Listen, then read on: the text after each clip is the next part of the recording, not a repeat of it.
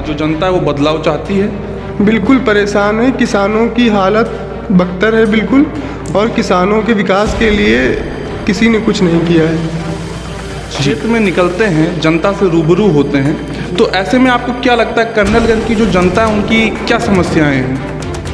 समस्या बहुत सारी हैं, कई जो अभी हमको देखने को मिली है। रहने को लोगों के पास घर नहीं है, लोग छप्पर में और ठंड में ठिठुरने के लिए मजबूर हैं। ये समस्या बीजेपी किस आधार पे कह रही है, ये तो बीजेपी से ही पूछना पड़ेगा कि आप किस आधार पे आवाज़ दिए हैं कि लोगों के पास रहने को घर नहीं। जी चलिए, स्वागत है आपका इंटरनेट की आवाज़ पे, और मैं आपके साथ हूँ हर्ष त्रिपाठी। उत्तर प्रदेश का विधानसभा चुनाव जैसे जैसे करीब आ रहा है, सियासत की गर्मियाँ बढ़ती जा रही हैं। उत्तर प्रदेश में सपा, भाजपा, बसपा और कांग्रेस ने ही राज किया है, बट इस बार के विधानसभा चुनाव में आम आदमी पार्टी ने भी उत्तर प्रदेश की तरफ रुख मोड़ा है और 403 विधानसभा सीटों पे अपने प्रत्याशियों को उतारने की घोषणा की है। इसी क्रम में विधानसभा सीट कर्नलगंज से पार्टी ने अपना पत्ता खोला है और विशाल सिंह जी को वहां से अपना प्रत्याशी घोषित किया है। आज हमारे साथ जुड़ रहे हैं विशाल सिंह जी, जो आम आदमी पार्टी से प्रत्याशी घोषित हुए हैं। इनको बहुत सारी शुभकामनाएं हैं और इनका स्वागत है। आपका बहुत बहुत स्वागत है सर हमारे चैनल इंटरनेट की आवाज़ पे। धन्यवाद। विशाल सिंह जी, जैसा कि शुरुआती बातचीत का दौर है, हम आपसे जानना चाहेंगे कि आपकी योग्यताएं क्या रही हैं, आप क्या काम करते रहे अभी तक, कहाँ किस क्षेत्र में बने रहे हैं? हम हाई कोर्ट में प्रैक्टिस करते थे और विधि के छात्र रह चुके हैं LU से। जी, बहुत अच्छी चीज़ है कि आप विधि के छात्र रहे हैं।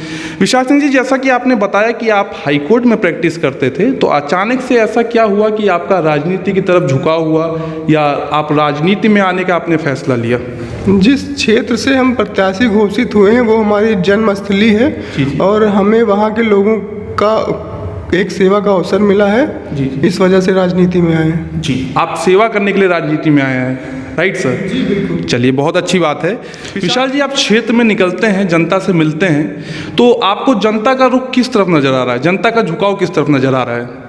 जनता का झुकाव विकास की तरफ नज़र आ रहा है और आम आदमी पार्टी हुई उसका एकमात्र साधन है जो विकास कर सकती है वहाँ पे। जी, तो जनता के बीच में जब आप निकल रहे हैं तो क्या आपको लग रहा है कि जो सरकारें चल रही हैं कहीं ना कहीं जनता उससे परेशान है, या सरकार जो जनता है वो बदलाव चाहती है?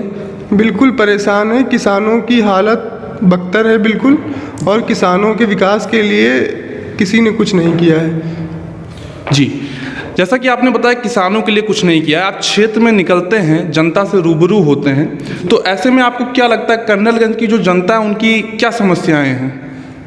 समस्या बहुत सारी हैं, कई जो अभी हमको देखने को मिली है। रहने को लोगों के पास घर नहीं है, लोग छप्पर में और ठंड में ठिठुरने के लिए मजबूर हैं। ये समस्या अभी तक हमको वहाँ की लगी है जो है।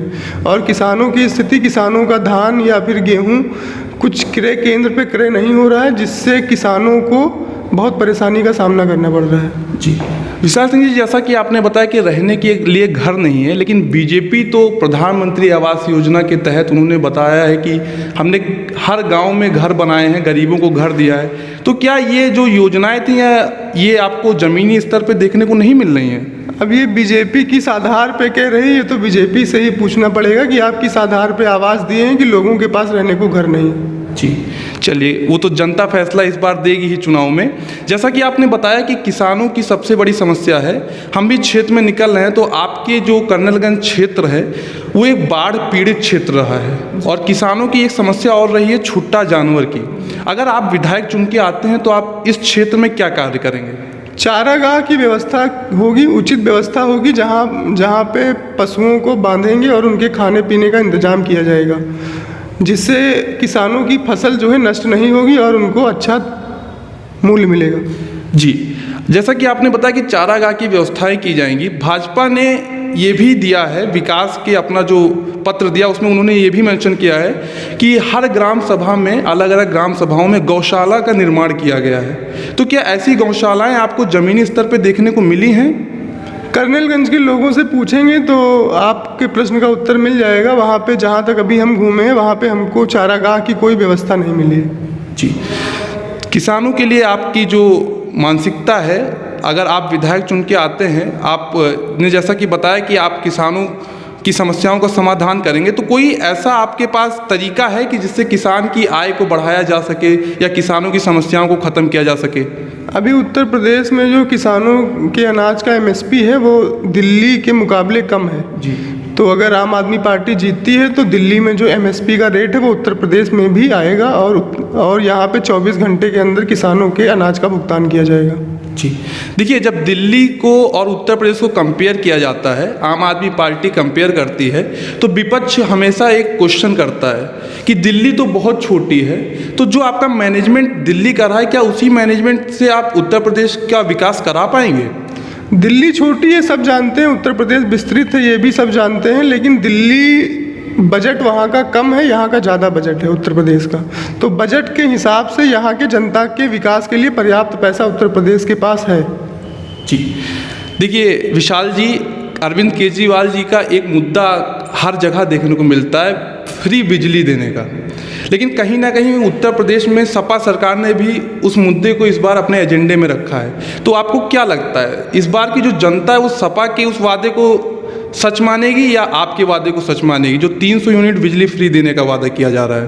वादा करने में और पूरा होने में दोनों में फ़र्क होता है। तो अरविंद केजरीवाल जी ने वादा पूरा किया है और जो भी पार्टियां कह रही हैं कि हम बिजली फ्री देंगे वो सिर्फ अभी वादा कर रहे हैं। जी देखिए विशाल जी, जो देश है वो कोरोना की महामारी से कहीं ना कहीं अभी तक पीड़ित नज़र आ रहा है। ऐसे में जो युवा हैं उन्होंने अपना रोजगार खोया है। आप भी एक जिस क्षेत्र से आप चुने गए हैं, आपका एक ग्रामीण क्षेत्र है, वहाँ के युवाओं को रोजगार के लिए अपना घर छोड़ के बाहर जाना पड़ता है। ऐसे में अगर आप विधायक चुन के आते हैं तो आप अपने क्षेत्र के जो युवा हैं उनको रोजगार किस प्रकार देने का काम करेंगे? हमारा जो क्षेत्र है वो ग्रामीण एरिया है और कृषि प्रधान क्षेत्र है, तो वहाँ पे बेरोजगारी का अवसर हम लोग कृषि में ही देखेंगे और कृषि में ऐसी कई सारे अवसर लाएंगे जिससे वहाँ के लोगों को जॉब दी जा सके। जी देखिए, उत्तर प्रदेश की जो राजनीति है विशाल जी, यहाँ पे जो भाजपा है और सपा है ये एक दूसरे को 20 और 80 के आंकड़े में देखते हैं। भाजपा बस सपा को बोलती है कि वो 20 में रहेगी और भाजपा 80 में रहेगी, और सपा भी ऐसा ही पलटवार करती है। ऐसे में आम आदमी पार्टी अपने आप को किस स्तर पे देख रही है आने वाले विधानसभा चुनाव में? इस आंकड़े की कोई परिभाषा आम आदमी के पास नहीं है। आम आदमी के पास सिर्फ उन लोगों का वोट बैंक है जिन लोगों को बिजली चाहिए, एजुकेशन चाहिए, हॉस्पिटल चाहिए, सुविधाएँ अच्छी चाहिए, जो आम आदमी पार्टी करना चाहती है। जी देखिए, आपसे बातचीत को एक तरीके से समराइज़ करने के लिए हम आपसे एक प्रश्न पूछते हैं कि आपका जो मेन एजेंडा रहेगा चुनाव का, जिस एजेंडे को लेके आप जनता के बीच में जा रहे हैं, कौन सा एजेंडा रहेगा जिस पे आपको ये विश्वास है कि जनता आपको विश्वास करके और आपको अपना मत देके विधायक चुनेगी? देखिए, अभी तक जहाँ तक हम क्षेत्र में गए हैं वहाँ पे लोगों के यहाँ बिजली का बिल एक आदमी के यहाँ लगभग 20,000, 50,000, किसी के यहाँ 80,000 आ चुका है। जिनके पास चलने को साइकिल नहीं है उनके घर का बिजली का बिल 50,000, 60,000 रुपये आ गया है। जी। तो हम ये पूछना चाहते हैं कि वो बिजली का बिल कहाँ से देंगे? वो एक किसान है और किसानों को अगर बिजली मुफ्त में आम आदमी पार्टी देने को कह रही है तो इसमें कौन सा अपराध आम आदमी पार्टी कर रही है? यानी कि आपका मेन एजेंडा रहेगा फ्री बिजली का, राइट? फ्री बिजली भी रहेगा और कई सारी चीज़ें हैं जो टाइम आने पे आपको दे दिया जाएगा। चलिए, कोई बात नहीं, बात करके काफ़ी अच्छा लगा। आपको बहुत सारी शुभकामनाएं कि आप जनता तक पहुँचे, अपने एजेंडाओं को जनता तक पहुँचा पाएँ और आप चुनाव में सफलतम परिणाम तक पहुँच पाएँ। आप सभी का बहुत बहुत धन्यवाद। देखते रहिए इंटरनेट की आवाज़।